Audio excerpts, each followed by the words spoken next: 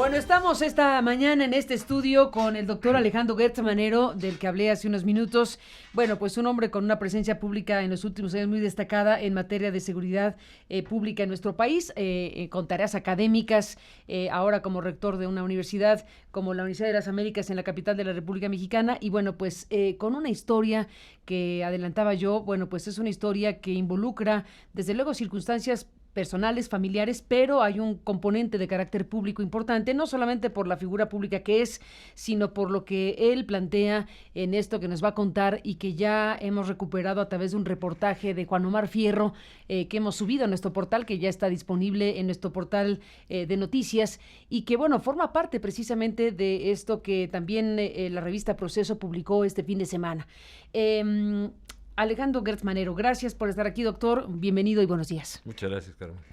Venimos hace unos minutos de escuchar a tres promotores de una manifestación que al ratito va a ser a las 10:30, 11 de la mañana en el Ángel de la Independencia, que están promoviendo, bueno, pues desde luego que se modifique la Constitución en el artículo correspondiente para evitar un pase automático y que tengamos algún día realmente un sistema de justicia autónomo del poder político y autónomo y técnicamente capaz y todo lo que queremos. Bueno, de una y mil maneras conecta eso que está ocurriendo en México con lo que tú nos cuentas, con una historia que involucra los eslabones de la cadena de justicia en nuestro país y que tristemente pues te atrapó en una circunstancia muy dolorosa, te atrapó en una situación muy penosa en donde perdiste a tu hermano, a tu querido hermano Federico, y que desde luego pues nos vas a contar. ¿Cuál es la historia, Alejandro? Mira, yo creo que precisamente en razón de lo que tú estabas comentando y de lo que acabas de reportar, en México la justicia y la seguridad son instrumentos del poder, no son servicios a la comunidad. Instrumentos del poder. Así es. En esas circunstancias, el poder público tiene a través de la justicia y a través de la seguridad el mejor instrumento para perseguir a sus enemigos, para encubrir a los suyos y para generar un nivel de impunidad que ahorita te voy a dar los datos. De acuerdo con el INEGI, en este país se cometen más de 25 millones de delitos al año. 25 INEGI, millones. Números más, números menos.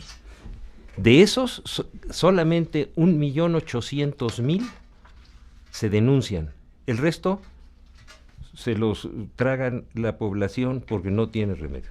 De 25 millones, menos de 2 millones se denuncian y menos de 200.000 se sentencian. Quiere decir que tenemos un nivel de impunidad del 99%. Espeluznante. Es un verdadero horror para un país que quiere ser del primer mundo y que merece ser del primer mundo. Bien, en esas circunstancias, los mexicanos nos podemos defender en materia civil, mercantil, administrativa, laboral, pero no nos podemos defender en materia penal. Tenemos un tutor que tiene el monopolio de la acción penal. Es decir, el poder público dice quién cometió un delito y quién sufrió un delito. Tú puedes ir, denunciarlo, hacer lo que tú quieras. Si el Ministerio Público decide que no lo quiere investigar, no lo investiga. Hay una serie de amparos que, bueno, son verdaderamente cuentagotas para ver si se puede lograr algo. Entonces, cuando se están peleando por quién es el procurador, se están peleando por quién tiene el monopolio de la acción penal, quién puede perseguir y quién puede encubrir, frente a un mundo en el que el 99% de los delitos quedan impunes. Entonces, cuando me pasa lo que me pasó, pues pasa lo que le pasa al 99% de los habitantes de este país, que verdaderamente cuando hay alguna razón para que la justicia opere en contra nuestra y en contra de la verdad, pues simplemente opera y no hay nada que hacer. Y eso es lo que a mí me pasó. Entonces, no está fuera de contexto. Es simplemente un ejemplo más de ese horror en el que vivimos todos los mexicanos, y de que cuando uno tiene la oportunidad de defenderse, porque yo soy abogado y lo he sido durante 55 años, y cuando uno tiene la posibilidad de hacerlo público, pues uno sale con una historia que yo creo que se está reflejando en millones de familias y de personas en este país que sufren esos delitos. Doctor Alejandro Gertz Manero, ¿y qué pasó? Cuéntanos desde el principio. Es muy sencillo. Mira, mi hermano era un catedrático, un miembro del foro jurídico muy destacado. Él fue directivo de la Barra Mexicana de Abogados, del Ilustre y Nacional Colegio de Abogados, maestro universitario durante decenas de años, académico, escritor de libros especializados en derecho, un hombre de bien, un hombre bueno, un hombre decente, una gente que merecía una vida razonable y no acabar como terminó.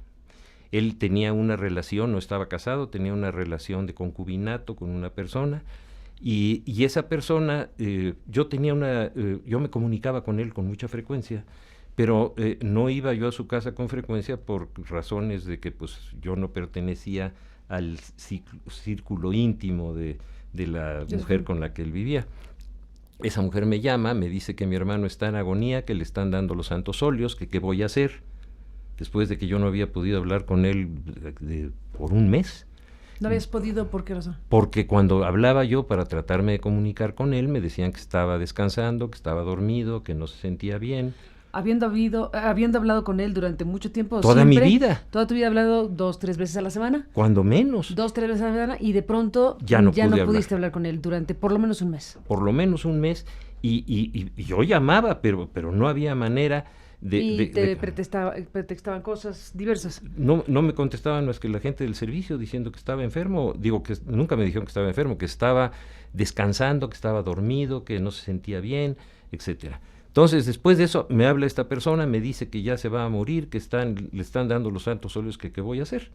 Voy a la casa de él y lo encuentro en un estado verdaderamente, dramático. El hombre estaba ya inconsciente, ahogándose en sus propias flemas. Había perdido, se veía que tenía un estado de desnutrición agudo. Se veía una neumonía muy fuerte, tenía una oclusión intestinal evidente, era algo terrible lo que estaba ocurriendo. Mandé llamar al jefe de los servicios médicos de la universidad, llegó con otro médico, hablé al Hospital Español para que vinieran los médicos especializados.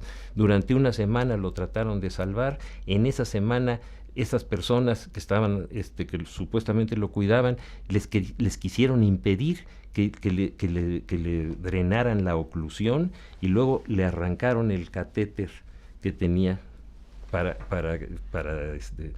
alimentarlo. ¿Cómo? Y, así como te lo cuento, y dijeron, es que se cayó.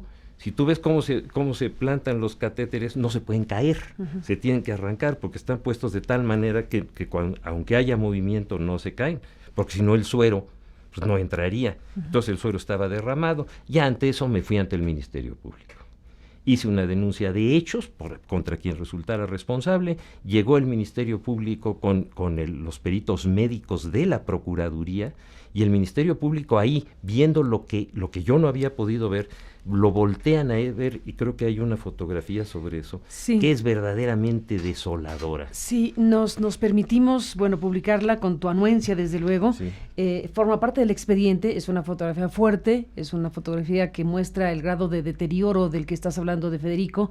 A ver si la podemos aquí mostrar, Livier, para que podamos acompañar esta conversación con el doctor Gertz Manero. Y bueno, pues efectivamente forma parte del reportaje que está arriba de nuestro sitio en este momento, y donde, ahora que la tengamos, la mostramos contigo. Entonces, es una lesión, no somos expertos, pero seguramente, el peritaje, porque hay peritajes médicos, sí, por supuesto, que están dentro del expediente.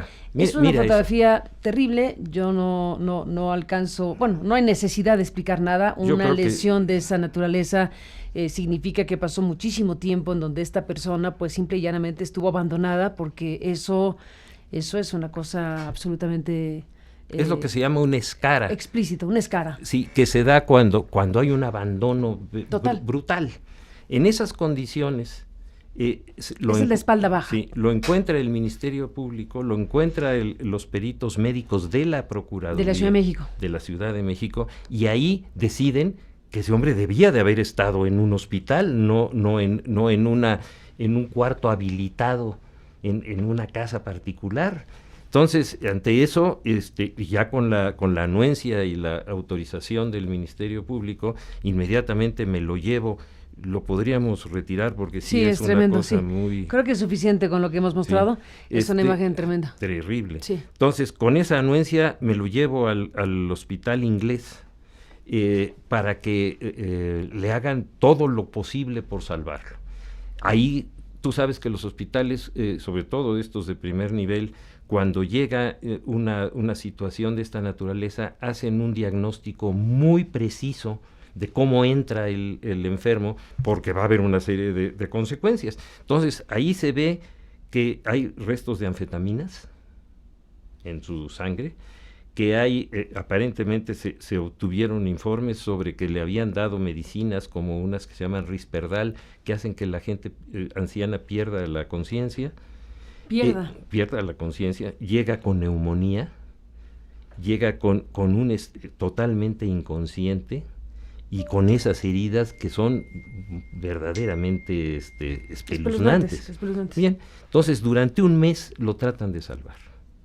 Y es un esfuerzo brutal. ¿Ya bajo tu responsabilidad? Absolutamente. Y ahí resulta que esta señora había ocultado que él tenía un seguro médico amplísimo con el que podía haberse puesto este hombre en un hospital y cuando tuviera una situación de que hubiera perdido la conciencia o ya no supiera cómo ayudarse a sí mismo, que me lo podían haber comunicado, lo podían haber llevado a un hospital y un mes antes, pues esto no hubiera sido de esa naturaleza.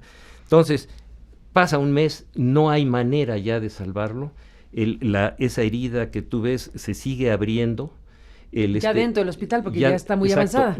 La tratan de cerrar, ya es imposible, no pueden devolverle la conciencia. Los informes, son 400 páginas el expediente del hospital inglés. Entonces, cuando por fin fallece, él va a una agencia del Ministerio Público que está ahí abajo de Tacubaya, en un lugar verdaderamente siniestro. Ahí tengo que ir por el cadáver.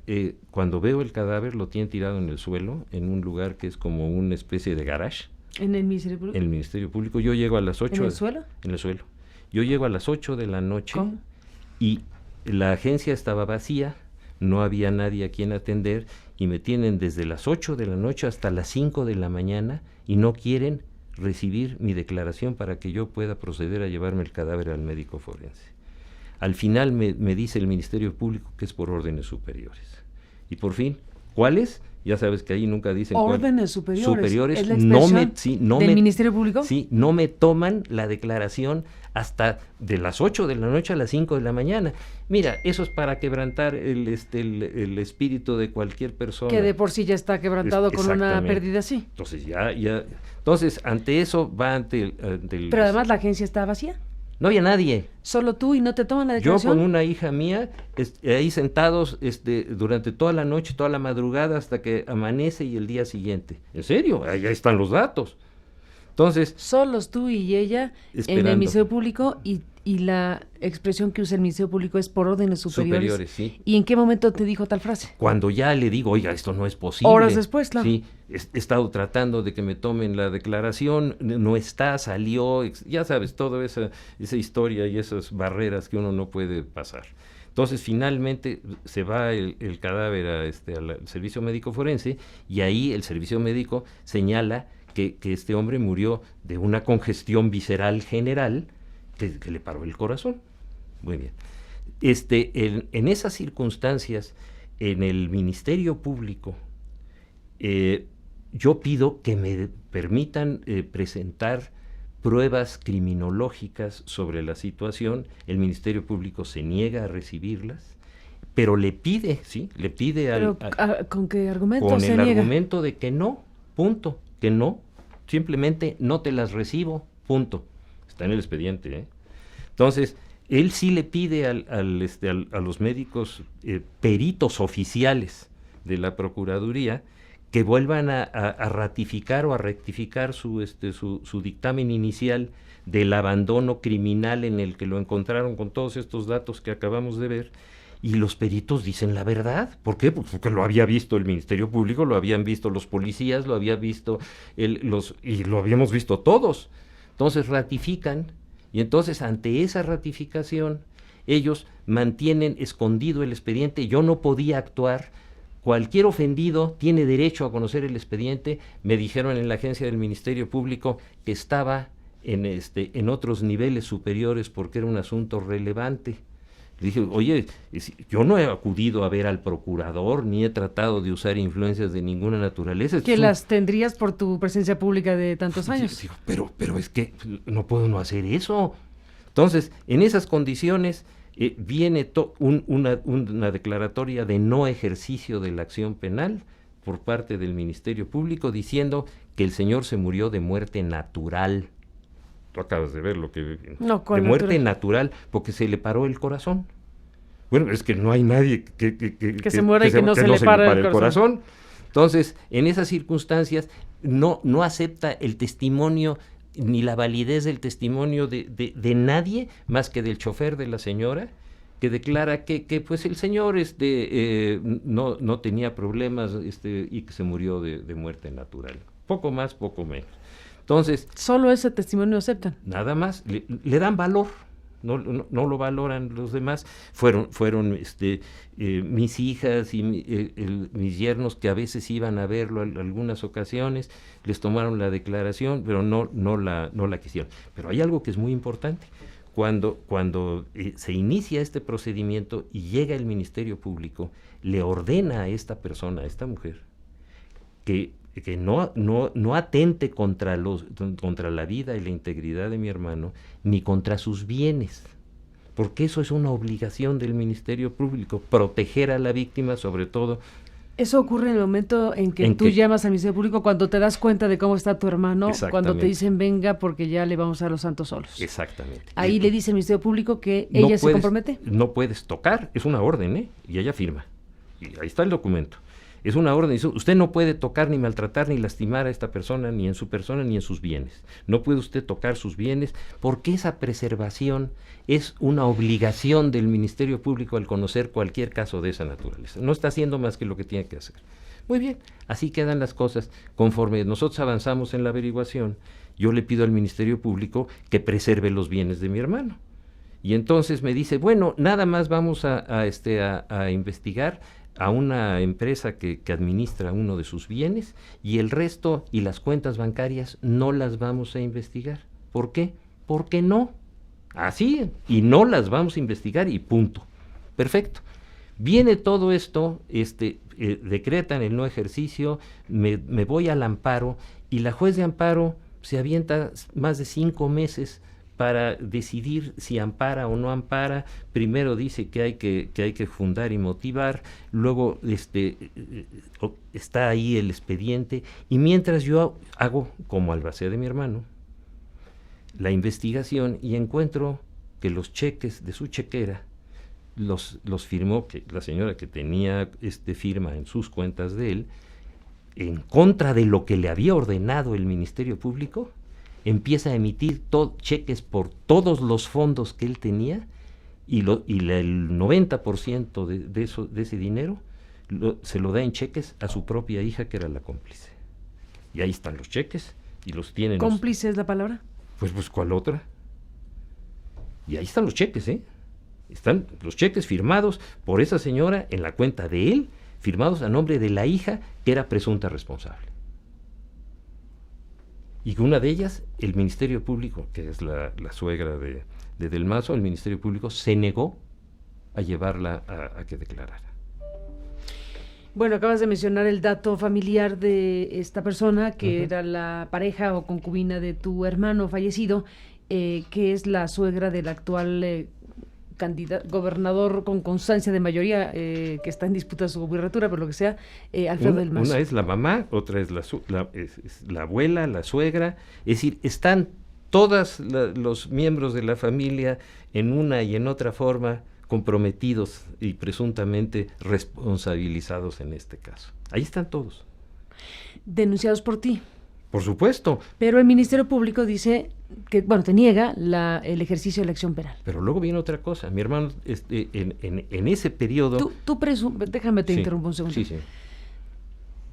Parece obvio, pero te lo pregunto. ¿Tú presumes que la relación familiar de de la concubina de tu hermano, es esta relación la que ha afectado este proceso ante el Ministerio Público de la Ciudad de México? Bueno, nada más te voy a decir lo que le dijo un subprocurador de apellido Montes de Oca, que yo no conozco, al abogado de mi hermano en ese momento, que lo fue a ver y le dijo, mire, este asunto no se va a consignar nunca. Óigalo bien, nunca. Nunca. Nunca. Si ustedes tienen alguna oferta de carácter económico, se les escuchará, pero no se va a consignar nunca. Y lo cumplió, Entonces, ¿y a qué se refería con una oferta de carácter económico? Nunca lo supe. Cuando en ese momento... ¿Que pudieran negociar una indemnización o qué quisieras? No tengo la menor idea. No te lo dijo a ti, te lo dijo a tu abogado. Se lo dijo al abogado y el abogado me lo dijo a mí. Y cuando me dijo eso le dije, en este momento yo ya me hago responsable de este asunto, porque esto sí se está poniendo muy feo, y yo voy a ver. Entonces yo ya... Tú como abogado ya. Ya como abogado ya tomaste tú el caso y litigas directamente. Sí, entonces voy ante la juez de distrito y la juez de distrito, después de tener más de 5 meses el expediente, para un amparo de esa naturaleza que es bueno, verdaderamente, es para defender personas que están en estado de indefensión. Entonces, decreta que todo lo que hizo el Ministerio Público está perfecto. Que los peritajes de la propia Procuraduría, médicos, no les da valor. No les da valor. No estudia el expediente de 400 páginas del Hospital Inglés, ni ve lo que acabamos de ver nosotros en esto. En esta imagen tremenda. Sí, y dice, no, lo único que vale es que el señor murió de una congestión general y se le paró el corazón, por lo tanto es una muerte natural. Yo nunca, tengo 55 años de abogado, nunca había yo visto nada igual, nada igual. Carmen, eso no ocurre si no hay algo que los lleve a lo que decíamos al principio de esta plática. Cuando se trata de encubrir y cuando se trata de proteger o cuando se trata de perseguir, el Ministerio Público se vuelve la Santa Inquisición y son los dueños de todo. Mira, la ley es clarísima. Si un Ministerio Público o un juez determinan en contra de las pruebas que ellos mismos tienen y que ellos mismos han generado, están cometiendo un delito. De ese tamaño es la ley, es clarísima, es obstrucción de justicia.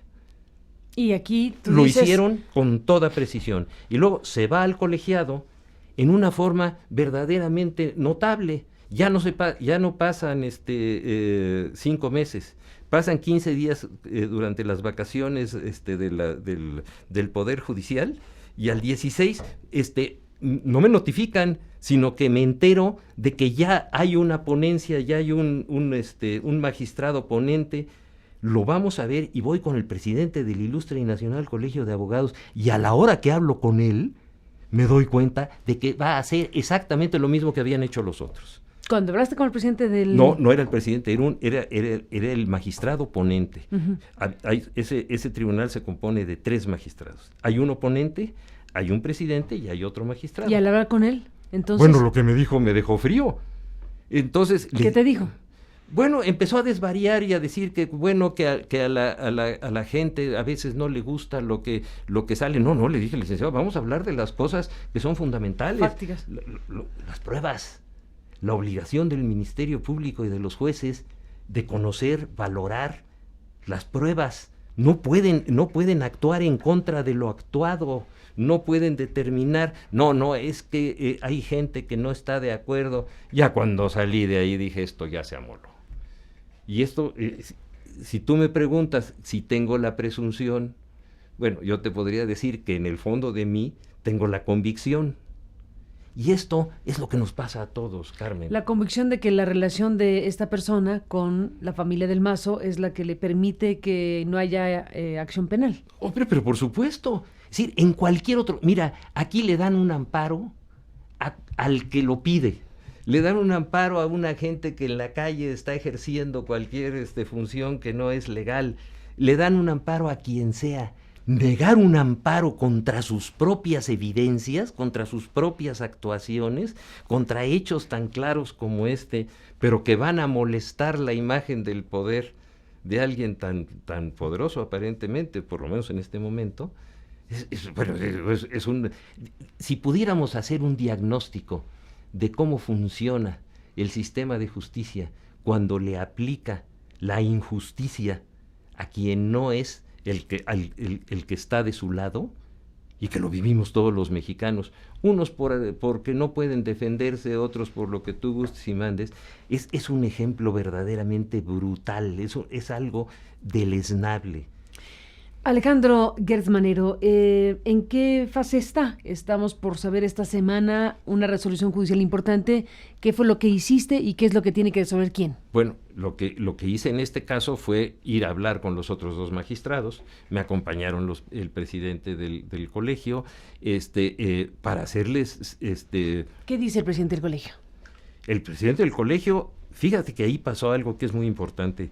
Cuando yo pedí esta ayuda, que se llama en términos jurídicos amicus curiae, que es cuando un colegio de abogados defiende a uno de sus miembros, ellos fueron ante el consejo de todos los expresidentes de la barra mexicana y todos por unanimidad dijeron: a Federico lo vamos a defender. Y aquí va a haber justicia, o aquí se va a saber que hay injusticia. Y entonces han estado ahí pendientes. ¿Por qué? Porque no es el caso mío. Es el caso de un miembro de esa comunidad de abogados que está siendo violados sus derechos en la forma más brutal. Y ellos han ido y me han acompañado y han estado ahí. Esto no es un asunto de dinero, es un asunto de justicia. Es un asunto que tiene un valor simbólico para todos. Si nosotros los abogados, si nosotros los miembros de los colegios no podemos defendernos cuando hay un interés del poder, la justicia dejó de existir y no hay ninguna razón ya para que sea lo que es el botín del poder para ver quién es el que tiene esa capacidad. Y entonces fueron a hablar con los otros dos magistrados. ¿Y cómo les fue con los otros dos magistrados? Nos oyeron con mucha diligencia. Ya tú y el presidente del colegio. Sí. Y pudimos hablar de los asuntos jurídicos reales. Mostrar expediente, hablar de las pruebas, mostrar todo lo que tienes. Y, por supuesto, ellos no dan un veredicto antes de dar un veredicto. Pero cuando uno los escucha y cuando hay un diálogo profesional de calidad, no es una persona que llega con argumentos subjetivos de que porque yo lo quiero mucho y es mi hermano. No. Estas son pruebas indudables, generadas por la propia autoridad, y que va ella contra sus propias pruebas y desecha las pruebas del ofendido. Digo, y con una frase intercalada en todo esto de por órdenes superiores.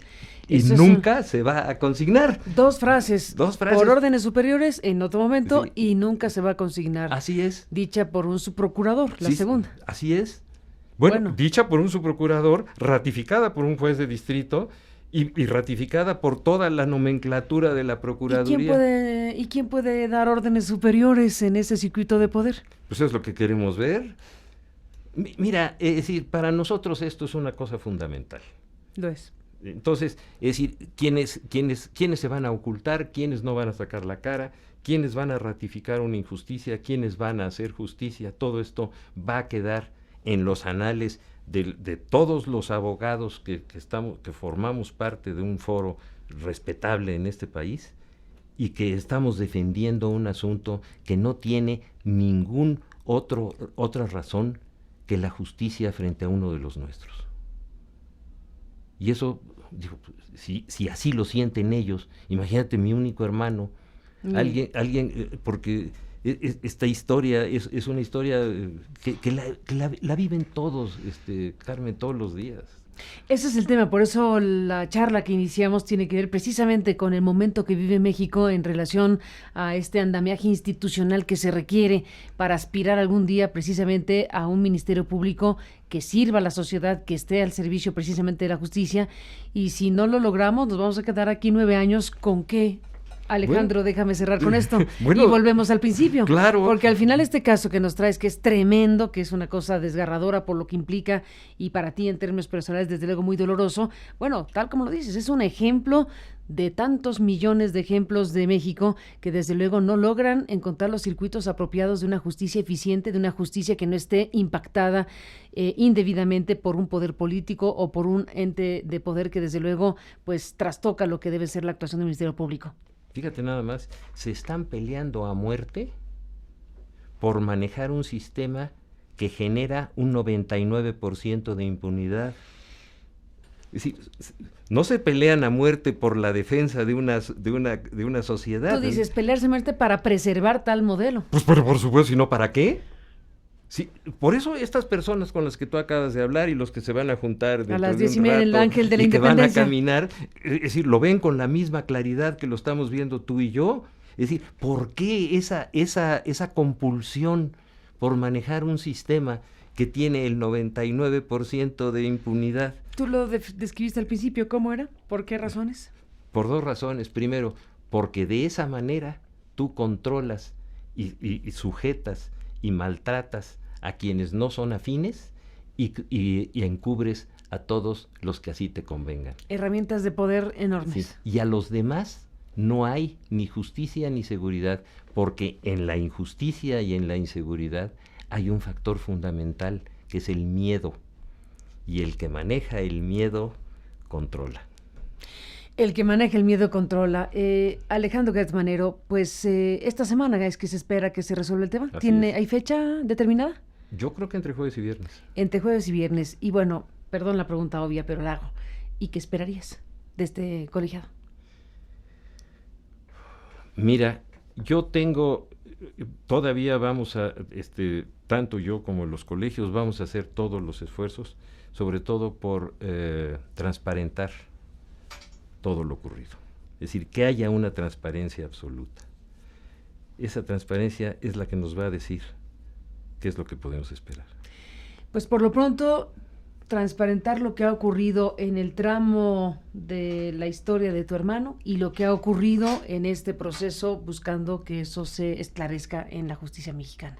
Absolutamente. Es precisamente de lo que estamos hablando esta mañana, y te aprecio mucho que hayas acudido a este estudio para hablar de este tema, para hablar de algo tan relevante para ti y desde luego para el país, porque al final de cuentas es un elemento, un caso que involucra lo que involucra, y que bueno, pues dejamos correr para cerrar esta conversación contigo el reportaje que hizo nuestro compañero Juan Omar Fierro, con quien hablaste la semana pasada. Ya has estado en contacto con él para ilustrar mayormente precisamente lo que es esta historia que nos has contado.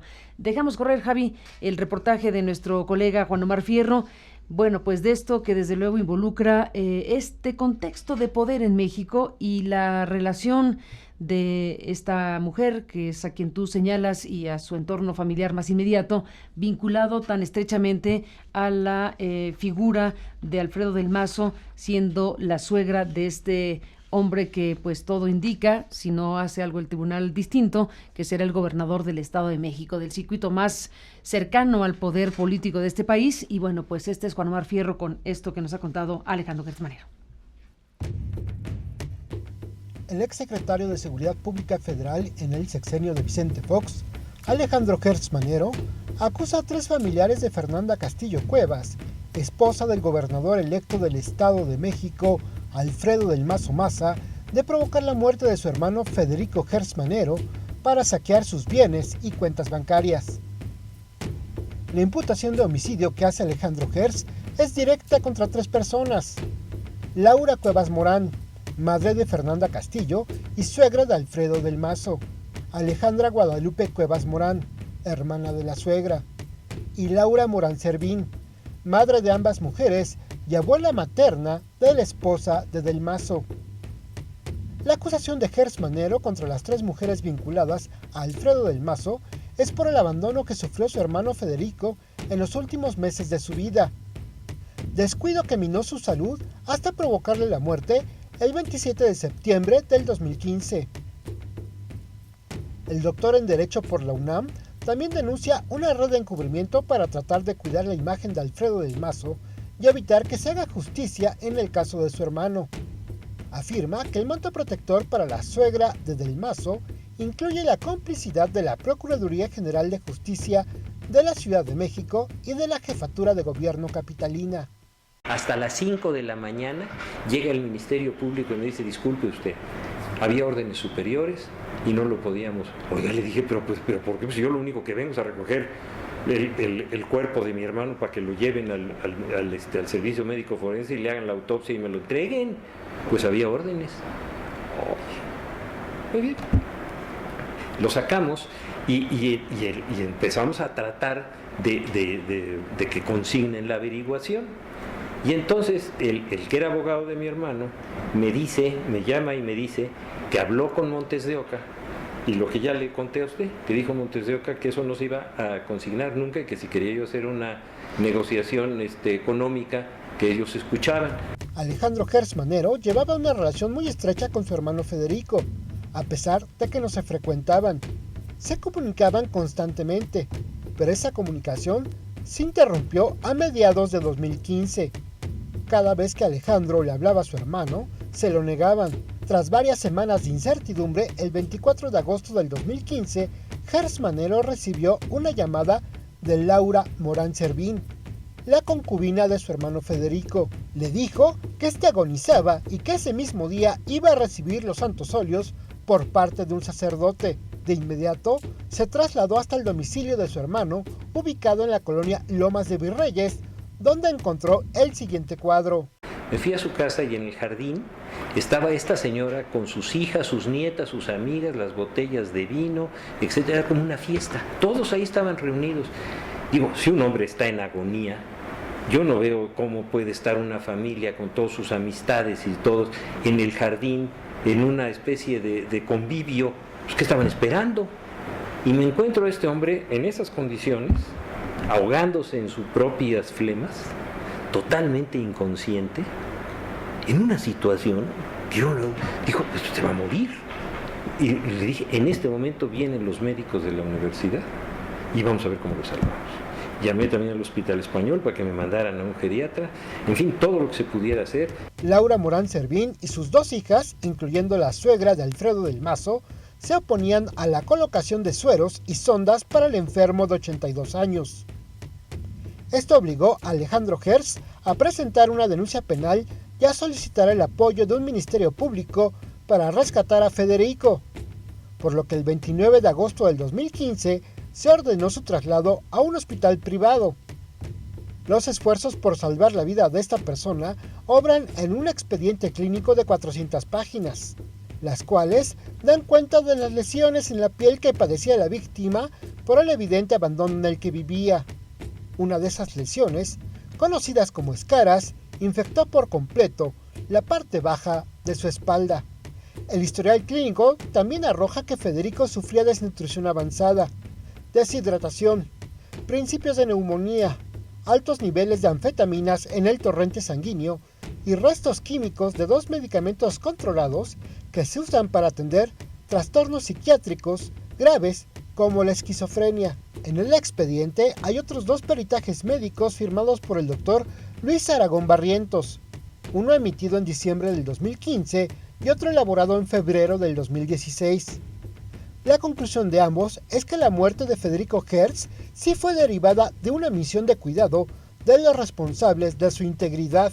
Las omisiones que causaron su muerte se pueden resumir en no llevar al enfermo a un hospital cuando su salud se deterioró, no darle una alimentación adecuada provocando desnutrición, no proporcionarle líquidos suficientes para evitar la deshidratación y no moverlo para evitar las úlceras o escaras que terminaron por infectar su cuerpo.